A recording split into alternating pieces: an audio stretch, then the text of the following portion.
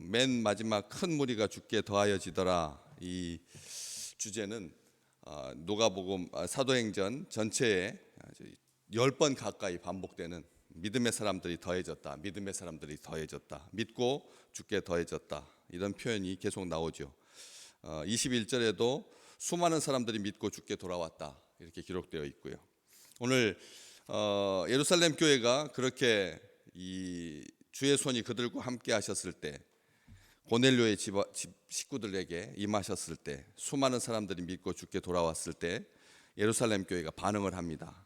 어떻게 반응하느냐 하면, 예루살렘 교회가 이 사람들의 소문을 듣고 바나바를 안디옥으로 보냈죠. 사마리아에 큰 하나님의 물결이 일어났을 때 베드로를 파견해서 실상을 조사하고 이단성이 없게 하고, 그리고 사사로운 감정에 휩쓸리지 아니하도록 하나님의 말씀 안에서 든든히 서가게끔 지원하기 위해서, 후원하기 위해서, 함께하기 위해서 이 사람을 보내는데, 여기 보시면 예루살렘 교회가 소문을 듣고, 이렇게 해도 되는데 예루살렘 교회가 이 사람들의 소문을 들었다, 이렇게 기록되어 있습니다. 일부러 강조하고 있는 거죠. 교회는 사람들의 소문에 민감해야 합니다. 교회는 사람들이 지금 어떻게 살고 있는지, 세상이 지금 어떻게 돌아가고 있는지, 그리고 사람들이 지금 어떻게 슬퍼하고 있는지, 이 땅에 큰 슬픔이 있었습니다. 이제 한 달 조금 더 지났을 뿐입니다. 그런데 그런 슬픔의 소식들에 민감해야 되죠. 그렇지만 교회는 그런 아주 세속적인 그런 것까지 다 많이 알아야 된다, 그런 의미가 아닙니다. 이 예루살렘 교회가 관심을 가졌던 것은 고넬료의 집에서 시작된 하나님의 역사와, 그로 말미암아 주께서 손을 더하셔서 그들과 함께 하셔서 주의 능력이 임하셔서 수많은 사람들이 믿고 죽게 돌아왔다 하는 그 신앙적인 차원, 영적인 차원, 하나님의 역사하심에 민감한 거지, 그냥 단순하게 사람들이 많이 모여드는 것, 이런 것에 민감한 게 아니라는 거죠. 그래서 이 사람들의 소리, 이 사람들은 은혜 받은 사람들의 소리이고, 이 사람들은 하나님의 역사하심에 반응했던 사람들이고, 믿고 죽게 돌아왔던 사람들에게 소문에 대해서 민감한 거지, 세상 전반적인 그런 것에 민감한 게 아니다라고 하는 것이죠. 그래서 소문을 듣습니다. 그렇지만 보시면 알겠지만 예루살렘 교회는 어떤 상황이었는데요. 사도행전 앞쪽에서 보시듯이 스데반의 일로 인하여서 큰 박해가 일어나서, 누가는 그렇게 기록합니다. 큰 박해였다고. 오죽 얼마나 컸으면 사도 외에는 다 유대와 사마리아 모든 땅으로 흩어졌다, 8장에 그렇게 기록되어 있거든요. 사도만 남고 나머지 모든 사람들이 다 흩어져 버린 겁니다. 사도만 남고, 12사도만 남은 겁니다. 예수님의 제자들만 남은 겁니다. 다시 말하면 원점으로 돌아간 거죠. 원점으로 돌아간 겁니다. 아무것도 남지 않은 거. 겉으로 봤을 때, 우리가 생각할 때 사도들만 있는 교회는 얼마나 기형적입니까? 같이 도와줄 사람들, 집사도 없고 권사도 없고 사도들만, 지도자들만, 교역자들만 딱 남았다고 한번 생각해 보십시오. 그런 때가 있었거든요. 진짜로 코로나 때 예배를 못 드리니까 교회 교역자들만 딱 예배를 드렸거든요. 그때 상황을 제가 지금까지 기억합니다. 충격적이었습니다. 저는 평생에 그런 경험을 해본 적이 없으니까, 아마 우리 믿음의 식구들도 평생에 그런 일이 다시는 반복되어서는 안 되겠죠. 그런데 그런 일이 있었거든요. 그런데도 교회는 어땠습니까? 멈추지 않았습니다. 교회는 멈추지 않았습니다. 하나님께서 다 연결하여 주셨습니다. 다시 말하면 텅 빈 것 같고 쓸쓸해 보이고 아무 일도 할 수 없을 것 같은 아주 기형적인 상징적 의미만 남아있는, 교회라고 할 것도 없는, 그렇지 않습니까? 교회의 교역자들만 있는데, 제자들만, 사도들만 남았는데, 쇠락했다, 간신히 겨우 버텼다, 사기 살기에 급급했다, 이름만 남았다, 이렇게 기록되어 있지 아니하고, 지금 누가는 뭐라고 기록하고 있습니까? 예루살렘 교회라고 기록한다. 예루살렘 교회라고. 우리 주님께서 두세 사람이 내 이름으로 모인 곳에 나도 그들과 함께 있겠다라고 말씀하셨던 그 깊은 의미를 다시 한번 생각해 봅니다. 다시 말하면 사람 숫자 많은 것으로 교회됨을 자랑하거나 아니면 그걸로 만족하는 그런 경우가 많거든요. 숫자가 많이 모였다. 우리가 그랬습니다. 한국 교회는 숫자가 많이 모이는 것으로 떵떵거리고, 숫자가 많이 모이는 것으로 자랑하고, 숫자가 많이 모이는 것으로 초법적인 존재로 군림했습니다. 교단법 따르지 않았습니다. 교회 사람이 많이 모이니까 돈이 많이 모이고 실력이 많이 모이고 그래서 영향력도 있고 대통령을 독대할 수도 있고 하면서 교회가 무소부지의 불의의 그런 권세를 휘둘렀죠. 그러더니 하나님께서 그냥 딱 반토막 나게 만들었습니다. 아무도 모이지 못하게 하셨습니다. 교회의 본질을 상실한 채 우리가 영적 허풍으로 가득했던 시간들을 우리는 기억합니다. 어중이 떠중이었죠. 다 다음 세대로 신앙도 전수되지 아니하고 믿음도 전수되지 아니하고 그냥 사람만 많이 모이는 것으로 다 용서되는 그런 시대를 우리가 살았거든. 그런데 여기 사도들만 딱 남았는데 누가는 예루살렘 교회라고 말합니다. 그런데 우리가 생각할 때 사도들만 남았으니까 그냥 보낼 사람도 없고 그럴 것 같은데 누구를 보냅니까? 최고의 사람을 보내죠. 여기 보시면 바나바라고 하는 사람을 보내거든요. 사람을 보냅니다. 사도들이 간 게 아니라 사람을 보냅니다. 일꾼을 하나님께서 그 사이에 어떻게 합니까? 교회에 또 보내주신 거라는 거죠. 아멘. 하나님께서 우리가 제로 상태인 것 같은데 정말 순전하게 출발한 예수님의 그 제자들만 딱 남았을 때 하나님께서 그 교회에 예루살렘 교회에 복을 주셔서 정말 살아있는, 그래서 사도들이라고 되어 있지 아니하고 예루살렘 교회가 마치 인격체, 예루살렘 교회가 사람들의 소문을 들었다니까. 그렇지 않습니까? 교회가 소문을 들었다. 그리고 사람을 바나바를 안디옥까지 보냈다. 사람이 하는 것처럼 지금 묘사하고 있잖아요. 교회를, 예루살렘 교회가 인격을 갖추고 판단력을 갖추고 소문을 듣고 사람을 보내고, 교회가 그래야 된다는 겁니다. 어떤 한 사람에 의해서 교회가 좌우돼서는 안 된다는 겁니다.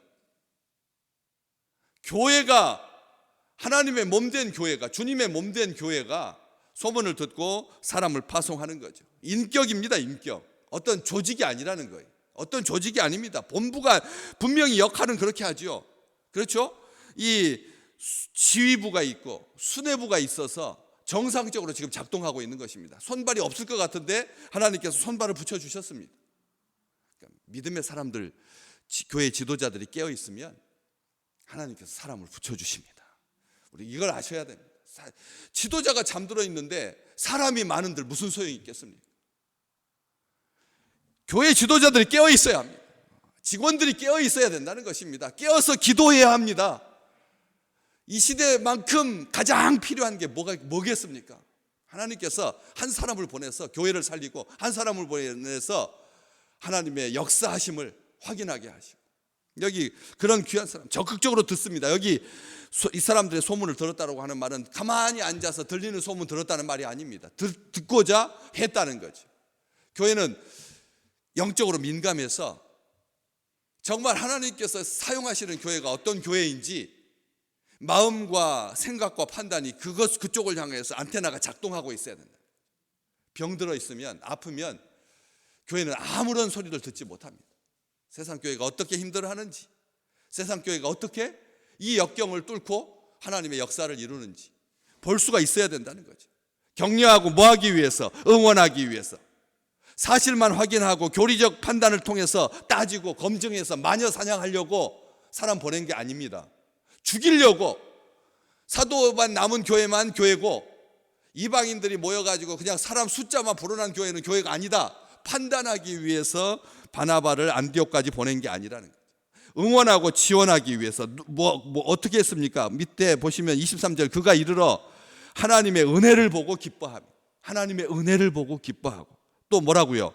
모든 사람에게 굳건한 마음으로 주와 함께 머물러 있으라고 권하고. 어떠십니까? 하나님의 사람을 보내서 신실한 사람이었죠. 24절, 바나바는 착한 사람이요 성령과 믿음이 충만한 사람이라. 착한 사람, 성령과 믿음이 충만한 사람을 보내서 위로하고 격려한 것이죠. 아멘. 우리가 사실 확인을 하기 위해서 사람 보낼 때 어떤 사람 보냅니까? 덩치 있는 사람, 날카로운 분석력을 가진 사람. 그렇잖아요. 보통 사람 보낼 때 사실 확인 여부라고 하부가 목적이라면 그런 사람 보내야 되잖아요. 덩치 있는 사람, 그 다음에 실력 있는 사람, 판단력이 아주 명석한 두뇌를 가진 사람. 우리가 보통 그렇게 하지 않아요? 날카로운 사람, 쉽지 않은 사람, 그 사람이 말할 때 이렇게 요동치지 않는 사람, 아주 심지가 굳은 사람, 이런 생각하기 쉽지 않습니까? 아주 날렵한 사람, 날카로운 사람. 그런데 그런 사람 보낸 게 아닙니다. 여기 착한 사람 보냈습니다. 교회는 착한 사람이 일해야 합니다. 교회는 착한 사람이 일해야 돼요.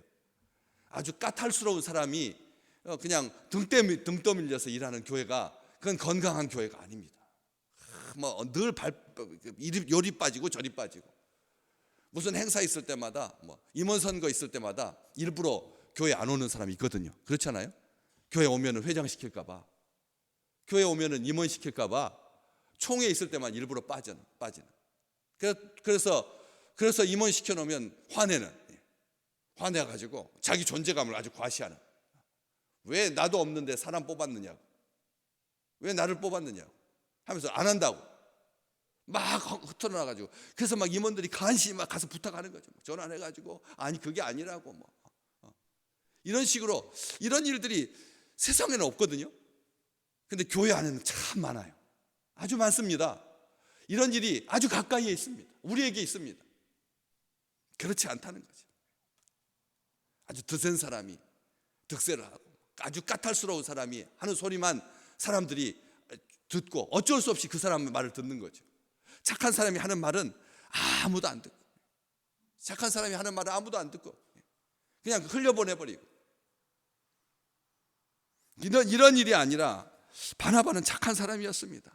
사도행전 앞쪽에 4장에 보면 구브로에서 난 레위 사람, 구브로 섬 출신 레위인이었고, 이름은 본명은 요셉이었고, 그런데 사도들이 그를 권위자라고 하는 의미를 가진, 여기 오늘 권위하잖아요, 권면하잖아요.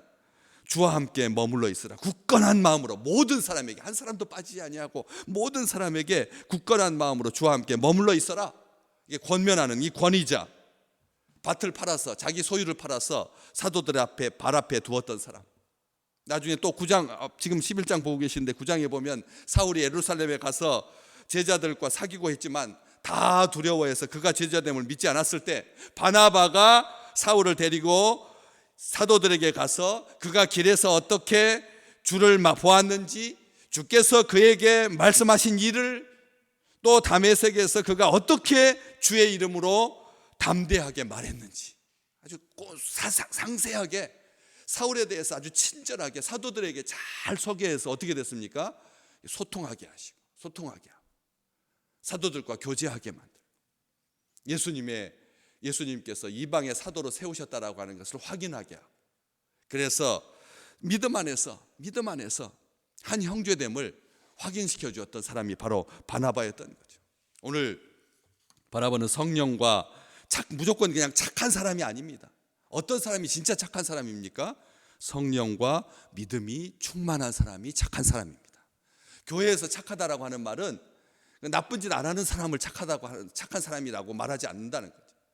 성령과 믿음이 충만하시기를 주의 이름으로 축복합니다. 오늘 또 하나님은 우리를 쓰십니다. 그렇잖아요? 열심히 있는 사람을 쓰시죠. 이 새벽을 깨우는 사람을 쓰지 지금 잠들어 있는 사람 쓰시겠습니까? 하나님께서는 우리를 통해서 일하십니다. 우리는 어떤 사람입니까? 착한 사람입니다. 신실한 사람, 착한 사람. 어떤 사람입니까? 성령과 믿음이 충만한 사람이 하나님의 일을 하게 되어 있습니다. 오늘 또 하나님은 우리를 통해서 일하십니다. 하나님은 우리를 통해서 일하십니다. 그래서 큰 무리가 죽게 더해지는 역사를 우리 하나님께서 보실 것입니다. 이루실 것입니다. 우리는 그런 믿음이 있습니다. 우리는 그런 소망이 있습니다. 우리 교회가 그런 교회인 줄로 믿습니다. 그래서 이 시대에 교회의 표대를, 교회가 가는 길이라고 하는 것은 이런 거다라고 하는 것을 보여주는 그런, 하나님이 보시기에 기쁜, 하나님 보시기에 은혜가 가득한 사람, 하나님의 은혜를 보고 기뻐하는, 하나님의 은혜를 보고 기뻐하는 그런 이 놀라운 축복을 오늘 우리 교회가 감당하고 우리 믿음의 식구들이 감당하여서 하나님의 자랑이 되고, 하나님의 능력이 되고, 하나님의 역사하심이 되고, 하나님의 유업을 가진 자로 풍성한 삶을 누리는 귀한 날 되시기를 주의 이름으로 축복합니다.